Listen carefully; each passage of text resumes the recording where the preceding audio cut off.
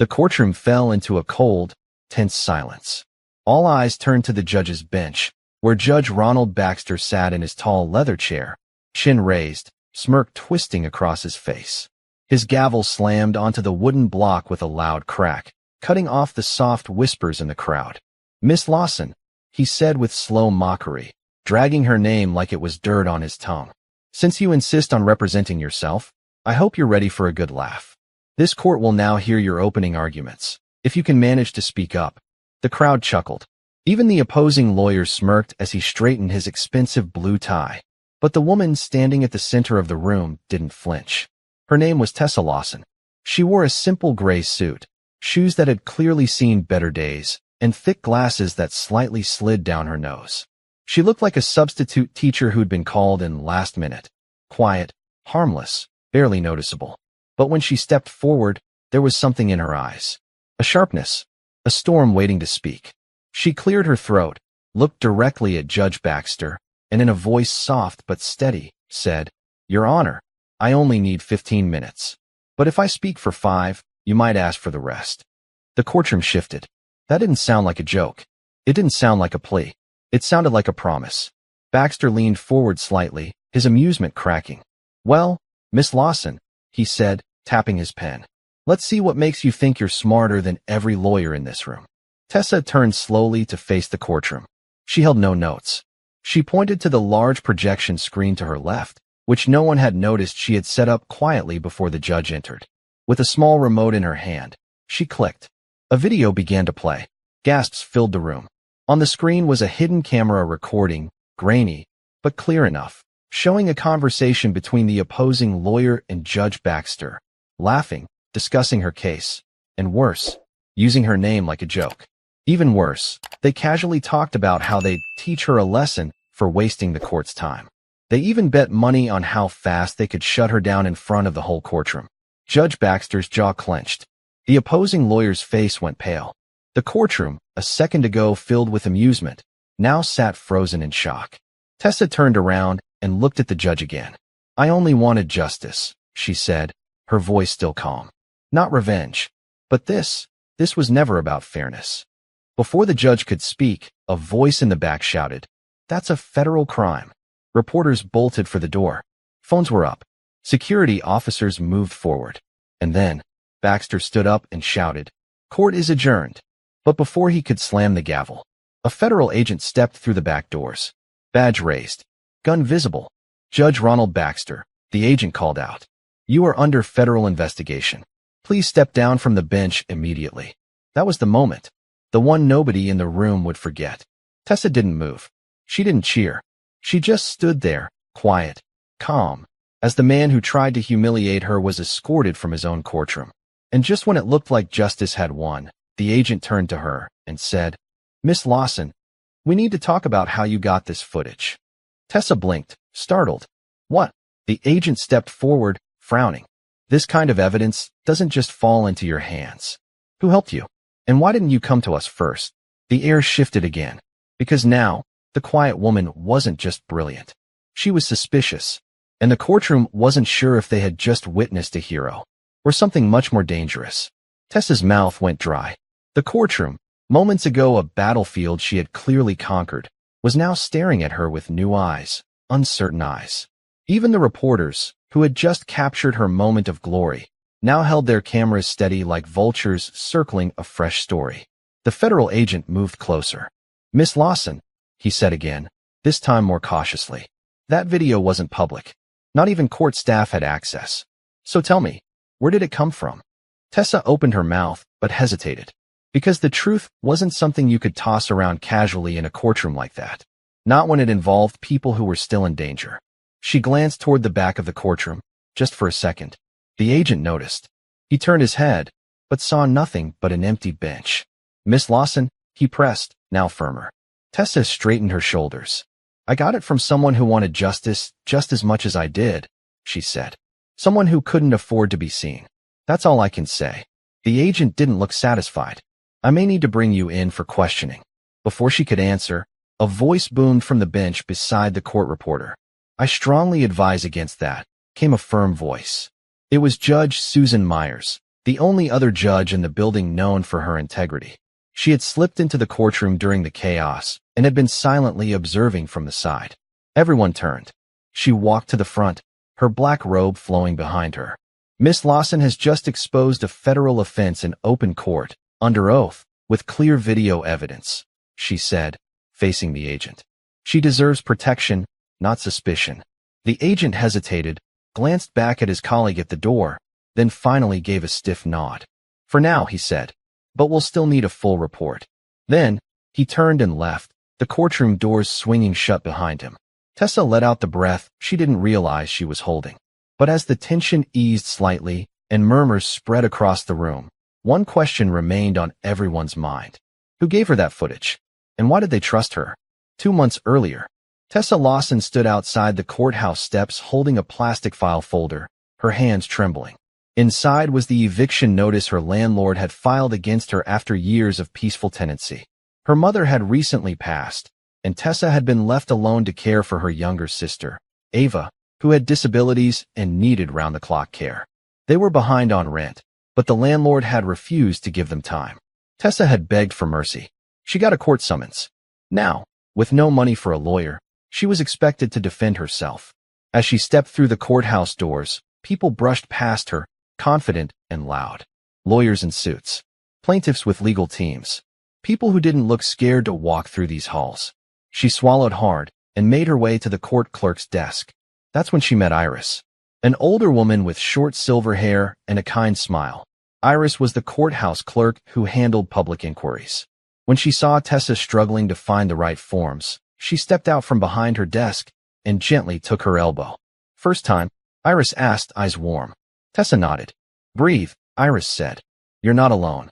She helped Tessa file her first motion, taught her how to request documents, even showed her the public records section where she could review other eviction cases. Every day, after caring for Ava, Tessa came back to the courthouse, studying case files, printing court transcripts, watching hearings.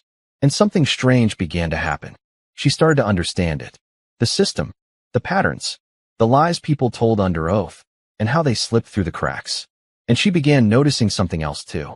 Many of the same landlords were using the same law firm, and they always won, even when their evidence was weak, even when tenants had receipts. It didn't make sense, unless someone was helping them win. Tessa started taking notes, tracking names, judges, rulings. That's when she noticed Judge Baxter's name appeared over and over again, and he had never once ruled in favor of a tenant in these cases. Not once. Still, she didn't have proof. Until one day, a quiet young janitor named Leo tapped her shoulder in the courthouse hallway. I know what you're trying to do, he whispered, eyes darting around. She froze. He leaned in. I think I can help you. Tessa stared at him, heart racing. Why? Leo's voice trembled. Because my mom lost our home too. Same lawyer. Same judge. We've been living out of a motel ever since. He reached into his pocket and slipped her a small flash drive. Use it wisely, he said. Then he walked away like nothing had happened. She opened the file later that night. It was the footage, and her life changed that moment. Back in the present, the courthouse hallway was empty as Tessa stepped out into the fresh air. Sunlight hit her face, warm and golden, but her heart still felt heavy. She had done what she came to do, but now Leo could be at risk. Her sister was still at home, needing her care. And worse, the law firm that worked with Judge Baxter. They weren't finished. As she took another step down the marble steps, a car across the street suddenly revved its engine and screeched toward the courthouse. Tessa didn't even have time to scream. The car swerved in. Someone yanked her out of the way just in time. She hit the ground hard, heart pounding, breath shaking. She looked up. It was Leo. Come with me, he said, panting. We need to go? Now. They know. Tessa stared at Leo, stunned. They know what? She asked, her voice trembling as sirens wailed faintly in the distance. Her elbow was scraped, knees sore, and her heart still thudding wildly from nearly being hit by the car. Leo didn't answer right away. He looked over his shoulder, scanning the street. The car that had nearly hit her didn't stop. It just sped off, disappearing around the corner. That wasn't an accident, he said. Someone tried to shut you up, for good. Tessa felt her stomach twist. You think they're watching us now? I know they are, Leo said firmly. That footage you showed in court? You didn't just embarrass a crooked judge. You opened the door to the people behind him. And they don't like doors being opened. He grabbed her arm and led her quickly down the side of the courthouse, away from the front cameras and reporters now swarming the entrance. They moved through an alley, then into a parking garage. Tessa hesitated. Leo, where are we going? Someplace safe, he said. You'll understand soon. But first, we need to disappear. 2 hours later, they were in a rundown apartment on the edge of the city. It wasn't fancy, but it was quiet. Safe. Tessa sat on the couch, a worn blanket over her shoulders. She still couldn't believe what had just happened. Why did you come back for me? She finally asked. You gave me the footage. You could have stayed hidden. Leo leaned against the wall, arms crossed. Because you didn't run. Most people, when they realize how deep this goes, they turn around. But you stood in front of a packed courtroom and called out a corrupt judge to his face. I've never seen that before. Tessa looked down. I only wanted to protect my sister. I know, Leo said. That's why they're scared of you. She looked up. Leo pulled a folded piece of paper from his jacket and handed it to her. Tessa unfolded it. It was a list of names. Lawyers, judges, landlords, dates. Tessa recognized some of them, others she didn't. These people, Leo said quietly, are all connected. Judge Baxter was just one piece. There are more. And they've been using the system to kick out poor families, single mothers, disabled people. Anyone who can't fight back. Tessa's hands tightened around the paper. You have a gift, Leo said. You see patterns. You connect dots. That's rare. They've been getting away with this for years. But you. She looked up at him. You could stop them. Tessa shook her head slowly. I'm not a lawyer. You don't need a degree to tell the truth. Silence hung between them for a moment. Then she nodded. I want to help. Leo gave a small smile. But before they could speak again, a phone rang. It wasn't Tessa's. It was Leo's. He answered, stepping into the kitchen. Yeah. Pause. What? His voice changed. Lower. Sharper. When? Another pause. Okay. We're coming. He ended the call and turned to her. That was Iris. Tessa blinked. The clerk from the courthouse. Leo nodded grimly. They found out she helped you. She's being suspended. And that's not the worst part. Someone broke into her home this morning. Tessa's eyes widened. Is she okay? She's scared. But she wants to meet. Where? Leo hesitated. You're not going to like it. Tell me anyway. The old church. Near Glenwood. Tonight. Tessa stood, already grabbing her coat. Then let's go. Night fell hard. The old church sat on a hill, quiet and forgotten. Its stained glass windows were cracked, and the wooden doors creaked as Tessa and Leo pushed them open. Inside, the air smelled of dust and memories. Iris sat on a bench near the altar, her silver hair tucked under a wool hat. Her eyes were red, like she'd been crying.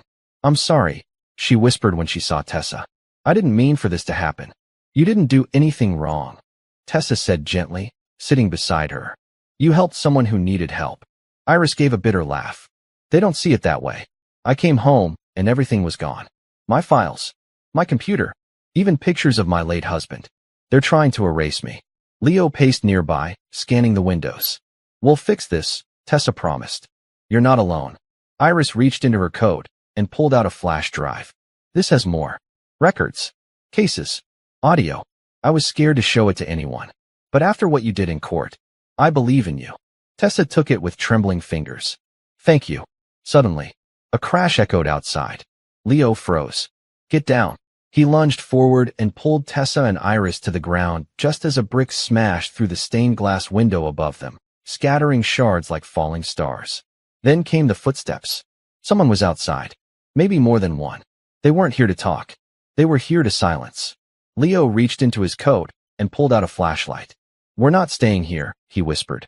But how do we get out? Iris asked, panicked. Leo looked toward the back. There's an old passage under the church. Priest used it during the riots. If it's still open. He didn't finish. Because a shadow crossed the broken window. And then the church door creaked open. They were no longer alone. The ancient wooden doors creaked wider, the sound dragging like nails down a chalkboard. Tessa's breath caught in her throat as she, Iris, and Leo crouched behind the altar. Dust swirled around them with every heartbeat, and the flashlight in Leo's hand flickered from his trembling grip. Boots stepped onto the old stone floor. Slow. Heavy. One step.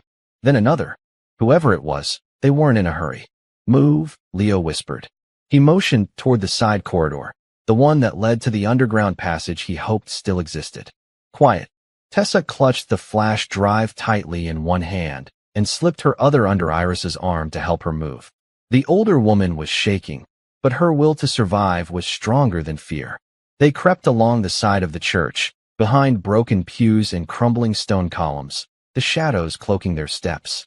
But then, another set of footsteps. Behind them, two of them. Leo turned, his eyes sharp, and mouthed a single word, trap. Tessa's mind raced. She couldn't let them get caught. Not with the evidence. Not with Iris. She pointed toward a side closet just ahead, a supply room once used for storing communion wine and cleaning supplies. Without a word, they slipped inside and gently closed the door. Silence. Tessa's heart pounded so hard she was sure the strangers outside could hear it. Outside the door, the footsteps stopped. And then came a knock. Not loud. Not forceful. Just a slow, mocking tap, like someone playing a game. I know you're in there. A voice called. Male. Cold. You think this is some kind of movie? Think you're going to save the city with one little video? No one breathed. The doorknob jiggled. Come on out, Miss Lawson. We don't want to hurt anyone, he said, his voice dripping with sarcasm. We just want what you stole. Leo looked around the small closet. No weapons. No exit. Just mops, buckets, and broken faith. Suddenly, Iris pointed to a loose grate at the back of the closet. Her voice was barely a whisper. There. Vent. Leo didn't wait. He knelt and yanked it loose with his hands. Behind it, a narrow tunnel, barely large enough to crawl through, but it led down. Maybe to the underground passage. Footsteps were closer now. The knob turned again, this time with force. Time's up. Tessa shoved Iris into the vent first, then crawled in behind her. Leo went last, pulling the grate back into place just as the door burst open behind them. Darkness swallowed them. They crawled for what felt like forever, dirt in their mouths, fear in their throats, until finally, the tunnel opened into a cold, brick-walled passage. They had made it to the old escape route beneath the church. But they were far from safe. By sunrise, they reached an abandoned train yard on the outskirts of the city. It was quiet, still, and forgotten, like the world above didn't care what happened down here. They found a locked service room with old lockers and flickering lights. Leo used a crowbar he found to force the door open. Once inside, they finally rested. Iris sat in a folding chair, wrapping a shawl around her shoulders. Leo slumped against the wall, catching his breath. Tessa stood by the dusty window, holding the flash drive like it was made of glass. I need to make this public, she said, before they find us again. Leo looked up. You're sure? If we keep hiding, we'll be hunted forever, she said. But if the world sees what's really happening, if they know about the judge, the firm, the families they hurt, then we flip the game. We make them run. Iris nodded. But it can't just be any news station. They're all connected. Most won't touch this. Leo stood and pulled an old phone from his jacket. I know someone who will. An independent reporter. She's been trying to break into one of these cases for years, but never had enough evidence. Her name's Clarissa Reed. Will she meet us? Tessa asked. She already agreed. Midnight. Her studio's in a warehouse 2 hours from here. Tessa felt a flicker of hope, but hope never stayed long. Because just as she smiled for the first time in hours, the window above her shattered. A bullet whizzed past her ear and struck the back wall. Down. Leo tackled Tessa to the ground as more shots rang out. Iris screamed and dropped to the floor. They were under attack again. No more warnings. No more shadows. Now they wanted blood. Leo dragged an old metal cabinet in front of the window for cover while Tessa pulled Iris to safety. Dust and broken glass danced in the air like sparks. We have to move, Leo growled. Now, how did they find us again? Tessa shouted over the chaos. Leo glanced at his phone. Doesn't matter. We have to lose them. He reached for the flash drive in her hand. Tessa hesitated. What are you doing? I'm getting it out of here, he said. You head to Clarissa. I'll draw them off. No, Leo. You're the one they're after now. They saw you in court. You're the face of this. He shoved the flash drive deep into his jacket pocket. You go east. There's an old bus station. No cameras. Take Iris. I'll go west and make noise. Tessa didn't want to leave him, but she knew he was right. One more shot cracked through the wall. Tom was gone. Leo opened the side door and bolted into the sunlight. And in the distance, tires screeched, voices shouted, and chaos followed. Tessa grabbed Iris and ran in the opposite direction, the flash drive gone from her hands. And now in Leo's.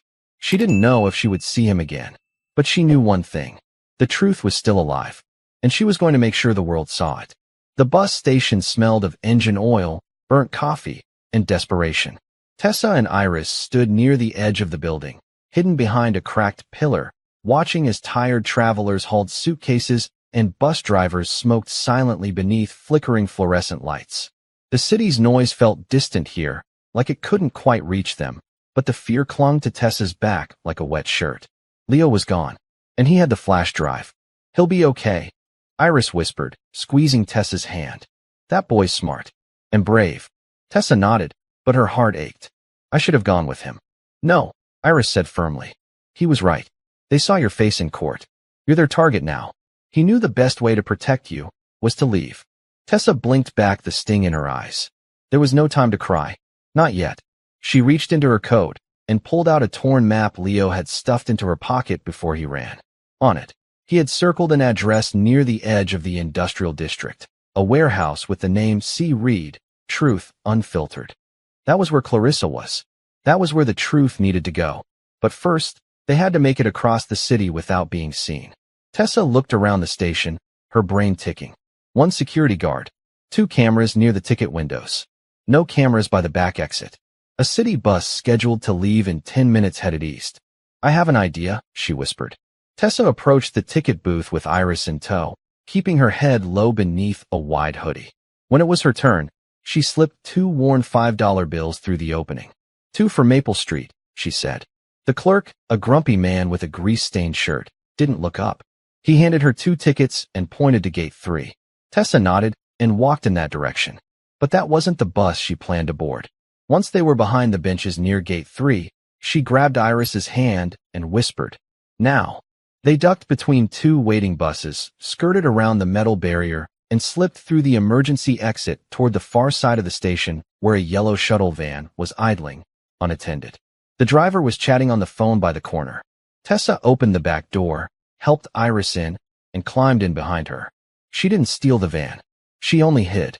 5 minutes later, the driver returned, finished his call, and drove off, completely unaware he'd just become a part of something much bigger than he could imagine.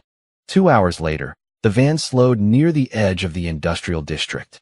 Tessa and Iris slipped out when the driver stopped at a red light, vanishing between rows of old storage containers and silent brick buildings.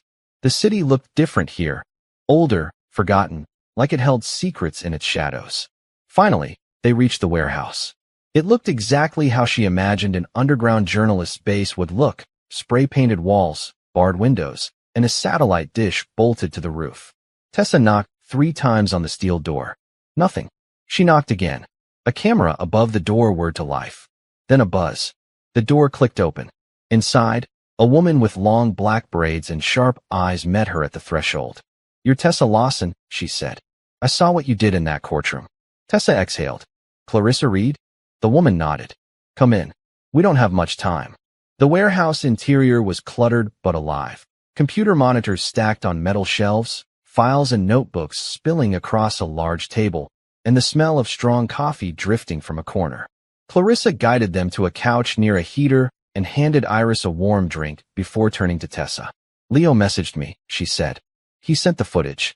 I've seen it. I've also seen the new files Iris gave you. This goes way beyond Judge Baxter." Tessa nodded. "I know. That's why I need your help to expose it. The people behind this, they're powerful." Clarissa gave a thin smile. "Good. I don't like small fights." She turned to her laptop and started uploading files to a secure cloud server. But before the bar could finish loading, the lights flickered. Then, darkness. All screens went black. Clarissa cursed under her breath. Power cut. Tessa jumped to her feet. Could they have tracked the upload? Clarissa pulled a flashlight from her desk drawer and flicked it on. If they did, they'll be here fast. A low hum filled the air. Then headlights flashed through the barred windows. They had company. Clarissa pulled a hidden panel from under the table, revealing a metal safe. She yanked out a manila folder and stuffed it into a shoulder bag, then handed it to Tessa. "Backup files. Printed. Take this." "What about you?" I've got other exits, she said. But you need to go. Now. Tessa turned to Iris, who was already on her feet. Despite the fear in her eyes, she nodded with resolve. Clarissa pointed to a back hallway. There's an old boiler room. Behind it, a storm tunnel. Follow it 2 blocks. It'll take you to the train tracks. Go west. There's an abandoned garage. Safe house. Tessa didn't argue. She grabbed the bag, took Iris's hand, and ran. Behind her, the door splintered as someone kicked it open. Gunshots rang out. Clarissa screamed something Tessa couldn't make out. But she didn't stop. She ran through the hallway, past the boiler room, and into the tunnel. The darkness swallowed them again. But she didn't care. Because she still had the truth. Still had a voice. And they would have to burn the whole city down before she gave up now. The storm tunnel was narrow, damp, and smelled like rotting iron. Tessa's shoes slipped on the wet concrete as she led Iris forward, one hand on the cold wall, the other gripping the bag full of files like her life depended on it. Because it did. Water dripped steadily from the pipes above. Somewhere in the distance, a train rumbled on unseen tracks. The tunnel curved, then split in 2. Tessa paused, heart pounding, unsure which path to take. Left, Iris whispered. Always take the left. Old city design. They used to put the water runoff lines there. Safer, drier. Tessa stared at her. How do you know that?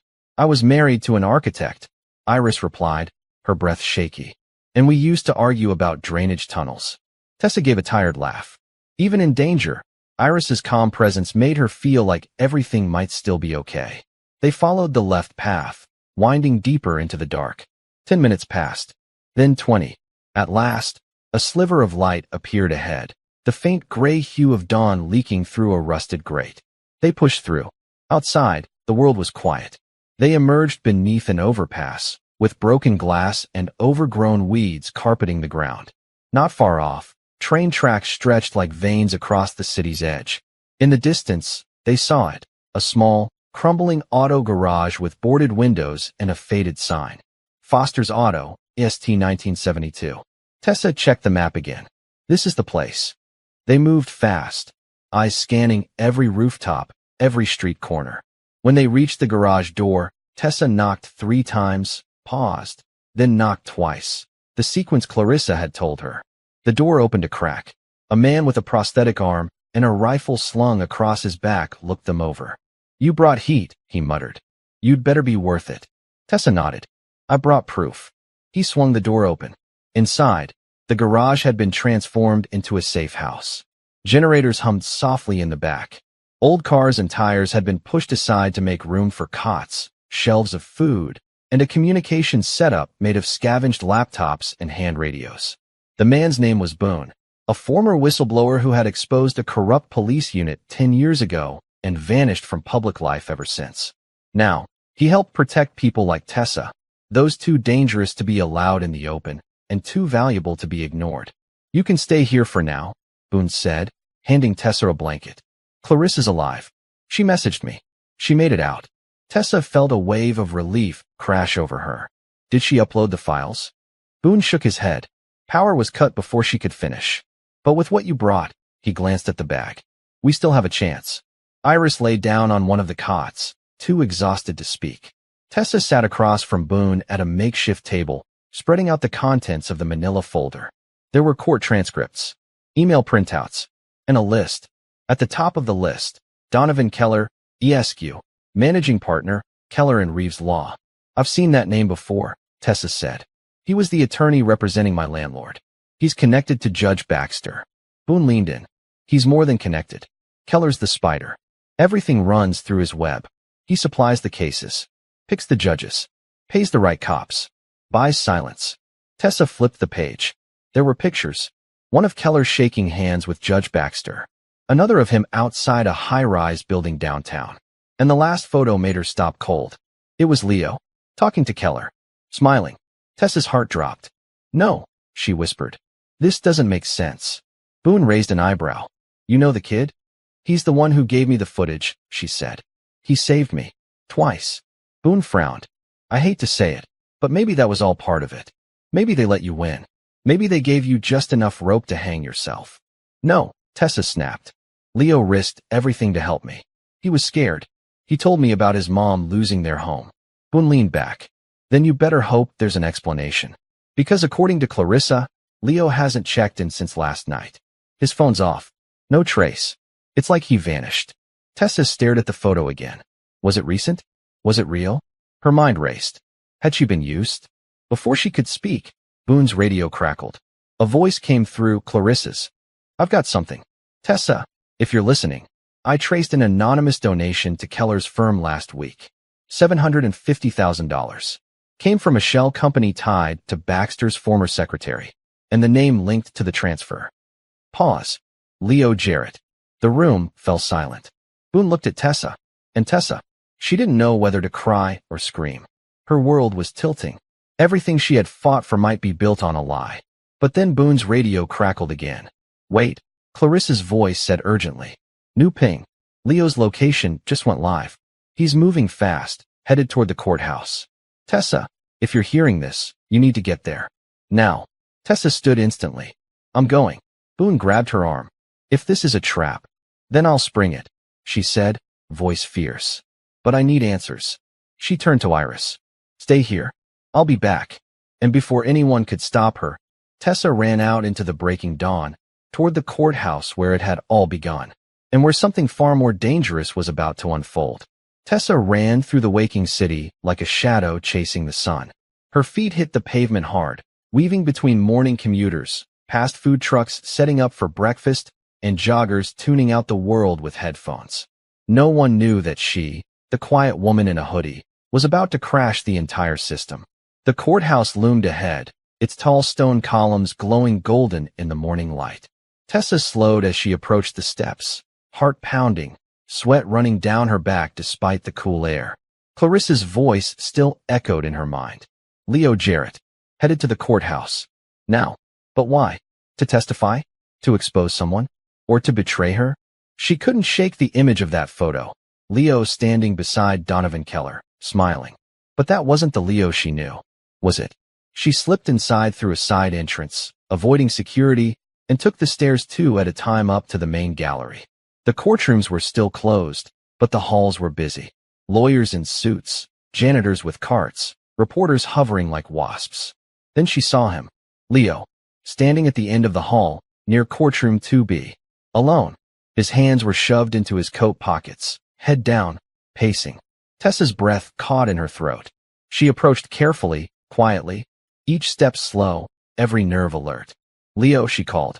He turned, and his face lit up, with something that looked like guilt and relief tangled together. Tessa, he said, walking toward her. You're safe. Thank God. She stopped a few feet short of him. You were with Keller. The words struck the air like a match. Leo's face darkened. You saw that? It was in the folder. A picture. Boone said maybe you were part of this the whole time. Leo's jaw tightened. Boone's wrong. Then tell me the truth. Right now? No games. Leo looked around, then pulled her into a quiet corner behind a column. I met Keller 3 months ago, he said. I didn't know who he really was then. I was desperate. My mom had just died. Our landlord sold the house under us. I was working nights here at the courthouse and sleeping in the janitor's closet. Tessa said nothing. She just listened. Keller showed up one night. Said he wanted to help. He offered me money to deliver court documents. Said they were harmless. I took the cash. Leo looked away. Then I started noticing the names on the files. Evictions. Foreclosures. People just like me. That's when I realized I wasn't helping. I was delivering pain. On purpose. Tessa's throat was tight. So why help me? Because you were the first one who didn't look past me, he said. You asked my name. You treated me like a person, and I saw what they were trying to do to you. I couldn't be part of that anymore. He reached into his jacket and pulled out a small black case. Inside was a hidden camera recorder. I've been wearing this for weeks, he said.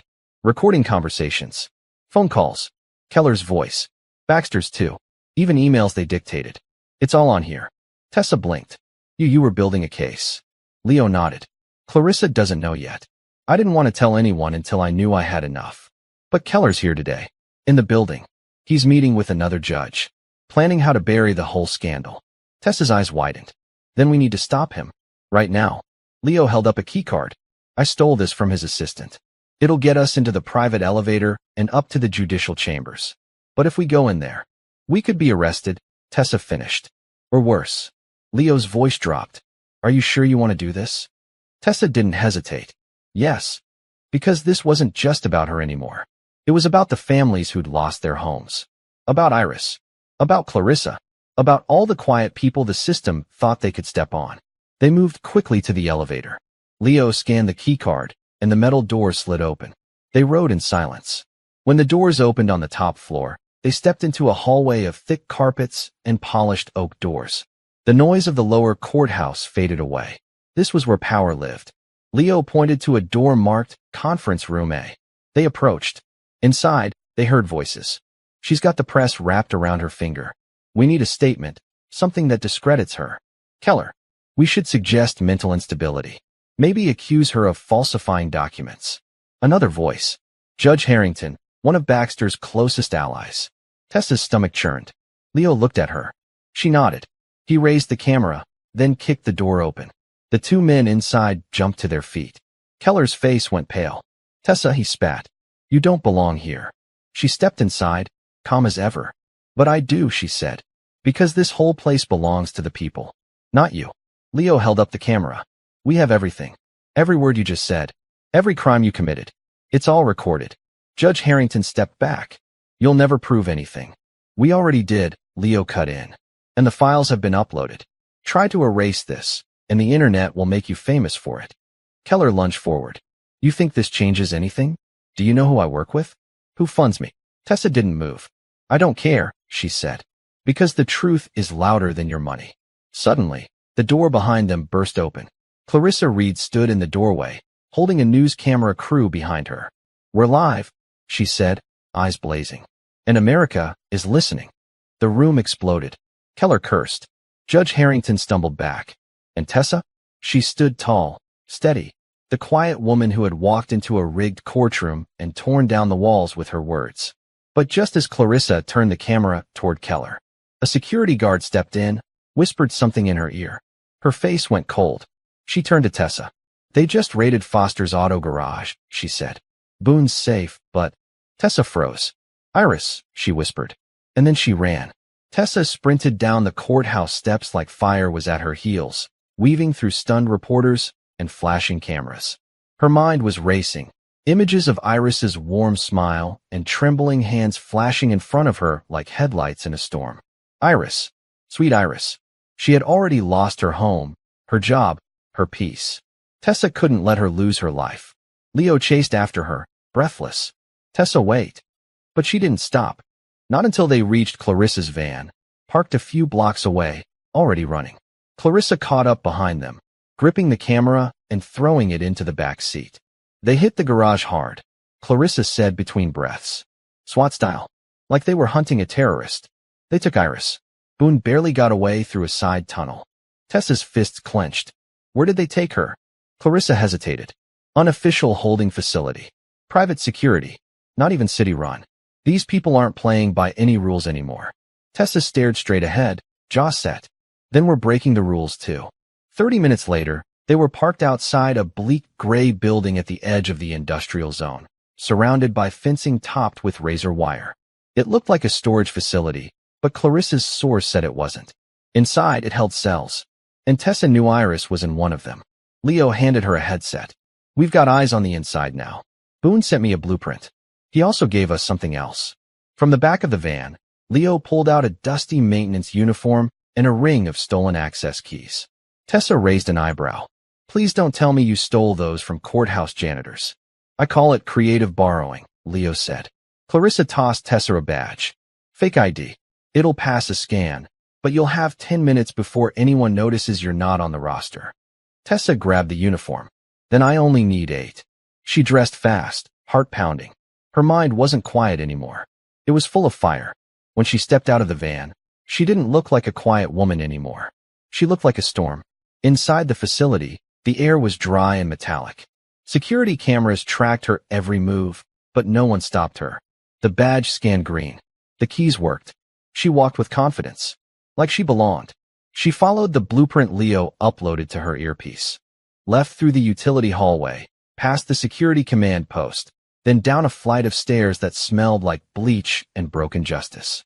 At the bottom, she paused. 2 guards stood at a door labeled Private Medical Hold. That's where they were keeping Iris. Tessa took a breath and played her card. She reached into her pocket and pulled out a USB stick. It wasn't just any USB, it was Clarissa's backup. A copy of every file, every video, every secret. She approached the guards, casual but urgent. Got an emergency copy from the courthouse, she said. Boss wants it logged into evidence, now. It's encrypted. The guard eyed her. Why didn't they send it through main intake? Because it's Judge Baxter's voice on the file, she said coolly. And someone in this building might still be on his payroll. That did it. The guard cursed under his breath and opened the door, motioning for her to go in. She stepped through and immediately turned, slamming the door behind her and jamming it with a bent chair leg from the corner. The guards shouted and banged the door, but she didn't stop. She was already running down the hallway toward the last cell. There, Iris, slumped on a bench, bruised, but alive. Tessa dropped to her knees. Iris, it's me. Iris blinked. Tessa, I thought, how did you? No time, Tessa said, helping her up. Can you walk? Iris nodded. Then alarms began to blare. Time was up. Tessa pulled out a second badge, Boons, and swiped it across the emergency override panel. The back exit lit up green. They burst through it just as the guards reached the hallway behind them. Outside, Leo was waiting with the van. Doors flew open. Tessa shoved Iris inside, then climbed in after her. Clarissa hit the gas. Bullets hit the back of the van. But they didn't stop. Not now. Later, at a secret location inside an underground media studio, the files were uploaded. Every last one. Clarissa hosted a live stream viewed by over 3 million people in 48 hours. The footage of Baxter and Keller. The testimony of Iris. The full blueprint of the eviction-for-profit pipeline. They called it the Lawson leak. The DOJ announced a formal investigation. Baxter was arrested. Keller vanished. And protests erupted outside the courthouse demanding full reform. Tessa stood beside Clarissa and Iris, blinking against the lights of 1,000 cameras, as the world finally saw what had been hidden in silence for years. She didn't smile for the press. She smiled for Iris, for Leo, for the families who didn't have to lose their homes anymore. But as she walked back to the dressing room, her phone buzzed. A text. Unknown number. You think it's over? You have no idea how deep this goes. Tessa's blood turned cold. She looked up at her reflection in the mirror and knew the storm was just beginning. The dressing room lights flickered softly as Tessa stared at the message on her phone. Her reflection looked calm, steady, the woman the world had come to admire over the past 48 hours. But inside, her heart pounded like a warning drum. You think it's over? You have no idea how deep this goes. The number was untraceable. No name. Just that single chilling line. She showed it to Clarissa as soon as she stepped out of the dressing room. Clarissa read the message twice, then looked up with hard eyes. That's not just a threat. It's a confession. To what? That someone bigger is still out there. Someone above Keller. Someone who didn't expect you to survive this long. Tessa folded her arms. So now what? We wait for them to come after us again. No, Clarissa said. We hunt them first. The next morning, they set up in a secure safe house owned by Clarissa's media group, an old radio station retrofitted for digital broadcasting. Leo had returned during the night, battered and shaken but alive. He'd been on the run ever since they split at the courthouse, dodging surveillance and losing a tail that had followed him halfway across the city. I went through the phone backups, Leo said as he connected his laptop to a wall of monitors. That burner number that texted you? It pinged off a tower near Arlington Heights. Same neighborhood as the Keller and Reeves firm. Tessa leaned forward. So they're still watching us. Not just watching, Clarissa added. They're warning you. That means you hit something important. Boone, now recovered and patched up, entered the room holding a battered briefcase. You want to go deeper? I've got your key. He dropped the case onto the table with a heavy thud. When he opened it, a folder stamped Confidential, Project Ledger, lay inside. This is what I stole before they raided the garage, he said. It's not just court records or client lists. This, he tapped the cover, is a map of the money. They all gathered around. Boone flipped open the folder and revealed diagrams, wire transfers, and shell corporations. Clarissa's mouth fell open. This isn't just local. These payments go through offshore accounts, charity fronts, even government departments. And they lead to. She stopped. Tessa finished the sentence. Senator Roy McMillan. A photo sat at the bottom of the file. The senator shaking hands with Donovan Keller at a black tie gala, both men smiling like they owned the world. Tessa's fingers curled into fists. He sponsored the eviction protection rollback bill last year and took donations from the same foundations connected to Keller's firm, Clarissa said. Boone nodded. McMillan isn't just part of the network. He might be the top of it. Leo looked up from his laptop. If that's true, he has the power to crush this whole investigation. Suppress evidence. Silence witnesses. He could make this all disappear. Clarissa looked at Tessa. Unless someone stops him first. 2 nights later, Tessa walked into the senator's charity gala. She wore a sleek black dress borrowed from Clarissa's wardrobe, her hair tied back, her steps quiet and calculated. Leo walked beside her dressed as a waiter, a camera hidden in his bow tie. Boone was outside in a van monitoring communications. Clarissa stayed back to coordinate the upload if things went south. The ballroom was dazzling. Crystal chandeliers, jazz music, laughter echoing under the golden ceiling. And at the far end stood Senator Roy McMillan, charming a crowd of donors. Tessa approached slowly, her nerves steady. She waited until his circle of sycophants drifted away, then stepped forward. Senator McMillan, she said, I'm surprised you're not hiding like the rest. He turned to her, wine glass in hand. His smile faltered slightly. Miss Lawson, I thought you'd be somewhere quieter. Funny. I was thinking the same thing about you. He laughed lightly. You're brave to come here. You're scared, she replied. That's why someone sent me a warning. McMillan's eyes narrowed. You don't understand how the world works, Miss Lawson. You dug up a few weeds, but the roots run deeper than you know. Then I'll burn the whole field, she said calmly. He leaned in, voice low. Be careful. You've made powerful enemies. And accidents happen. Tessa leaned closer, her voice colder. Then maybe it's time someone reminded them. They're not invincible. Leo, behind the bar, gave the signal. Boone spoke in her earpiece. We've got it. Full audio. Uploading now. Tessa took a step back. Then Clarissa's voice crackled in her ear. Tessa, we've got a problem. What? There's a secondary location. Underground servers. McMillan's team set them up to intercept and erase any files connected to the investigation. Tessa froze. If they activate it, Clarissa said, everything goes dark. Forever. Tessa turned to Leo. We need to move. Now. They left the gala immediately. Minutes later, they arrived at the secondary site, an office building under renovation near the waterfront. Leo picked the lock, and Boone met them at the entrance with equipment in hand. They descended into the basement and found it. Rows of humming black servers guarded by one distracted security guard, who Boone quietly put to sleep. Leo plugged into the core drive. We've got 5 minutes, he said. Maybe less. Tessa stood watch, nerves wired. Then her phone buzzed again. Unknown number. You're not supposed to be here. Her hands shook. A loud metallic bang echoed from the hallway. Footsteps. Gun drawn. Leo shouted. I need 30 more seconds.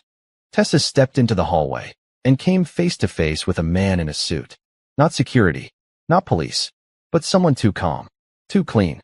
Miss Lawson, he said, aiming a silenced pistol at her chest. You should have stayed quiet. She stared him down. And behind her, click, Leo's voice, we're live.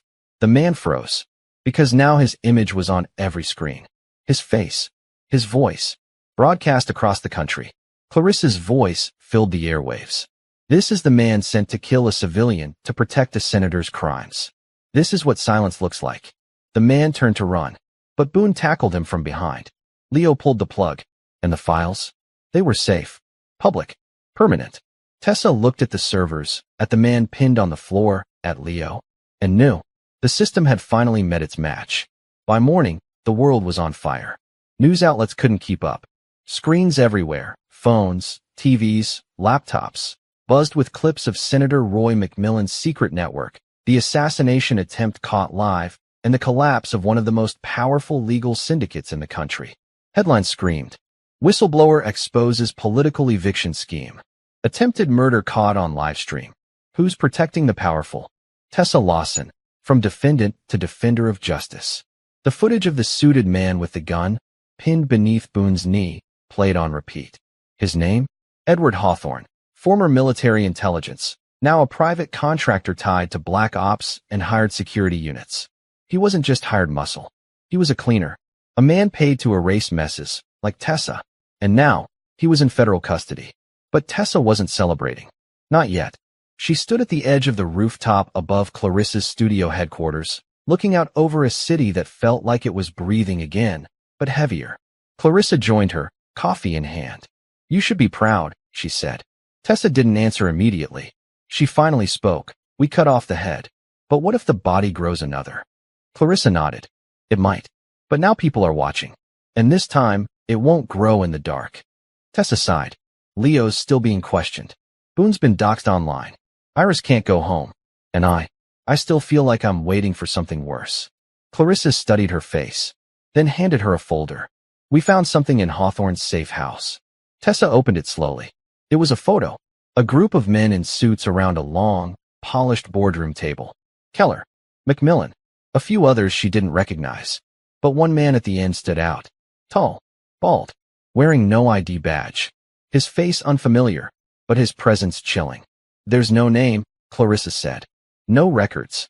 Just a code name in the metadata of the photo file, Black Bishop." Tessa frowned.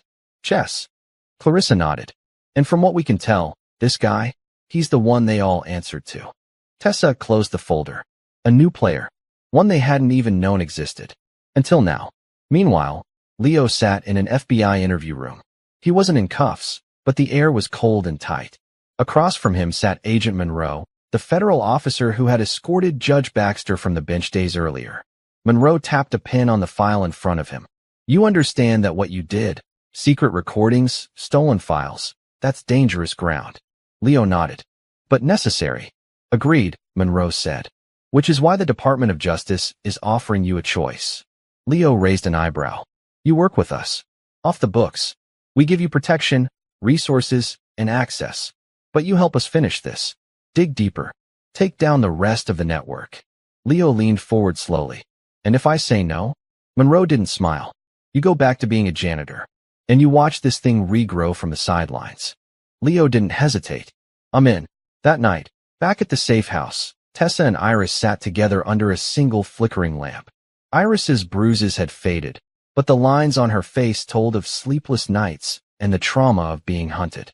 "You don't have to stay in this, Tessa," Iris said softly. "You did more than enough." Tessa looked at her, voice gentle but firm. "They took everything from people like us, Iris. They thought we were too quiet to fight back. But now that they've hurt us, really hurt us, I can't go back." She stood and walked to the table, where Boone was loading the next batch of files onto a protected drive. "We're not done," she said. "This Black Bishop, whoever he is, he didn't expect us to get this far. So now we go further." Boone gave a small nod. "Then we go hunting." Leo entered through the side door, a small smirk on his face. "Hope you save me a seat." Clarissa raised a toast. "To the loudest quiet woman the system ever met." Tessa smiled. For the first time in weeks, it wasn't weighed down by fear. It was real. But just as their glasses touched, Clarissa's screen blinked. A live alert. She clicked it. A video played. From a hidden camera. Not theirs. Someone had filmed Tessa entering the gala. Leo speaking into his lapel mic, Boone tackling the assassin. The angles were too close. Too perfect. And at the end of the video, a voice whispered, "You've declared war. Your next move better be worth it." Then static. Everyone in the room went silent. Clarissa closed the laptop slowly. Tessa looked up. The game wasn't over. It had just moved to a new board. The safe house's walls suddenly felt thinner. The lights buzzed overhead like insects. No one spoke. Tessa stared at the frozen screen. That voice. It wasn't distorted like before. It was clear, cold, calm, male, American. And it didn't just know what they did. It watched them do it in real time. Boone stood slowly, his face pale. That camera angle, it wasn't ours. Clarissa swallowed hard. Someone planted a live surveillance feed. They've been inside our systems, watching since the beginning. Leo backed away from the table, eyes darting. If they were in the system, they could have wiped everything. But they didn't. Why? Tessa answered before anyone else could. Because they wanted us to see this. It's not a warning. It's an invitation. To what? Iris asked, voice barely above a whisper. Tessa turned toward her. To a bigger game. She looked back at the screen. The words still flickered at the bottom. Your next move better be worth it. Well, she said, her voice like steel. Let's give them one. Hours later, the team gathered in a hidden radio tower once used during the Cold War. Boone knew the place from his former life, and now it hummed with backup generators and satellite uplinks. Clarissa pulled up data from the last video. We traced the IP from the hidden feed. It bounced through servers in Zurich, Dubai, Singapore, classic cloaking. But whoever's behind this, they slipped. She zoomed in on one frame of the video, just before the whispering voice cut out. In the reflection of a silver serving tray held by a waiter was a face. Male, late 40s, bald, square jaw. The same man from the Black Bishop photo. Enhance that, Tessa said. Push the contrast. Clarissa did. Boone stepped forward, eyes narrowing. That's not just any man. That's Roderick Vale. Leo blinked. Who? Former intelligence operative. Went dark 15 years ago after a scandal involving private surveillance networks. Supposed to be dead. Rumored to be running black market data contracts from offshore. Clarissa's jaw dropped. You're telling me we're dealing with a ghost? Boone shook his head. No. Worse. We're dealing with the architect. Tessa stood, pacing. Vale has the means, the reach, the data, and the motive. If he was behind Keller, behind Macmillan, then this whole legal racket was just a front. A front for what? Iris asked. Tessa looked at the files. The blueprints. The funding trails. And then it hit her. Land. Everyone turned. Clarissa leaned forward. What do you mean? All the evictions. The foreclosures. They weren't random. They were targeted. Concentrated in low-income areas on the outskirts of the city, near rail lines, rivers, and future zoning projects. Leo's eyes widened. Real estate development. Boone nodded slowly. If you force out families before a public bid goes live, you buy cheap, then flip it after rezoning. Billions in profit. Tessa pointed at the screen. Vale wasn't after silence. He was after land control. A private empire built on public failure. Clarissa was already typing. We need to show this. But this time, not with live streams or leaks. Tessa nodded. No. We need a stage so big even Vale can't hide behind fake names. Boone raised an eyebrow. What did you have in mind? Tessa's eyes sharpened. A courtroom. 1 week later, a surprise lawsuit rocked the nation. Tessa Lawson versus Vale Corporation et al. The basis, systemic racketeering, wrongful displacement, attempted assassination, and fraud through legal manipulation. The venue, federal court, Washington, D.C. The news channels exploded. Legal pundits said she was crazy, that she'd lose, that her evidence wouldn't be enough, that no judge would touch it. But one did. Judge Harlan Green. Retired. Reinstated for one case. A man whose son lost his life to wrongful eviction 10 years earlier. I'll hear her, he said on national TV. And I'll hear everyone she brings with her. Tessa and her team flew out, escorted by U.S. Marshals. Iris gave a tearful interview about being kidnapped. Leo testified about secret recordings. Clarissa aired edited clips to build public support. And behind closed doors, Roderick Vale's lawyers started calling. Threats, offers, bribes, even a package mailed to Tessa's hotel room with a bullet and a note. Last chance. She burned it. The night before the trial, Tessa stood alone at the Lincoln Memorial, staring at the silent stone president. The wind tugged at her coat. Leo joined her, hands in his pockets. Tomorrow's everything, he said. She nodded. I know. You ready? Tessa turned toward him. No, but I'm going anyway. He smiled. That's how we know it matters. The morning of the trial, the courthouse was surrounded by press, protesters, and supporters holding signs. Justice for the evicted. No more quiet victims. We are Tessa. Inside, as Judge Green banged his gavel, the room hushed. Ms. Lawson, he said, are you prepared to present your case? Tessa stood, wearing the same gray suit she wore the day Judge Baxter mocked her. Only now, the courtroom didn't laugh. It leaned in. Yes, Your Honor, she said. And as she walked to the center of the room, she locked eyes with a man seated quietly at the defense table. No name tag. No files. Just a silent, confident stare. Roderick Vale. The Black Bishop. The game was on. The silence in the courtroom was so heavy, even the cameras dared not blink. Tessa Lawson stood tall at the center of the room, eyes locked with Roderick Vale, the man who had orchestrated misery from the shadows, who had manipulated judges, evicted families, erased voices, and nearly erased hers. But not today. Today, she wasn't the quiet woman they thought they could crush. Today, she was the echo of every silence they had ever ignored. She turned to face the jury. "I'm not a lawyer," she began, her voice steady. "I didn't go to school for this. I've never worn a tailored suit, and I still read law textbooks with a dictionary in my lap." The jury leaned forward. So did the press. So did the world. "But I've lived through this system. I've seen how it picks who gets heard and who gets hurt. How it calls justice a privilege instead of a right. I sat in courtrooms where poor mothers lost their homes without a voice, where landlords with dirty money walked out with clean papers. And behind it all, there were men like him." She pointed at Vale.